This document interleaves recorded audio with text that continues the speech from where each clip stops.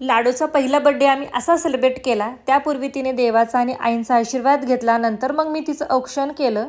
आणि दादाचा पहिला बड्डे तर आम्ही खूप मोठा सेलिब्रेट केला होता आणि तेव्हा त्यांनी फार चिडचिड केलेली, कारण पहिल्या बड्डेला मुलं लहान असतात.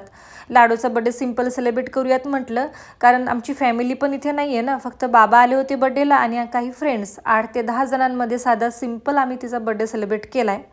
आणि त्याऐवजी आम्ही म्हटलं गरजूंना मदत करावी म्हणून एका अनाथ आश्रमाला आम्हाला जमेल तेवढी मदत केलेली आहे.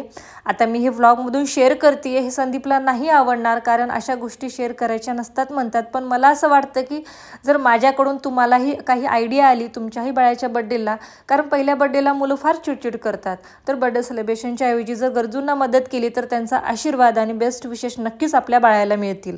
त्यानंतर आम्ही छोटंसं सेलिब्रेशन करायला या सेलिब्रेशन हॉलमध्ये आलेले आहोत. इथं सर्व काही रेडी आहे, फक्त सेलिब्रेशन करायचं आहे. नेक्स्ट व्लॉगसाठी स्टे ट्यून. Bye bye.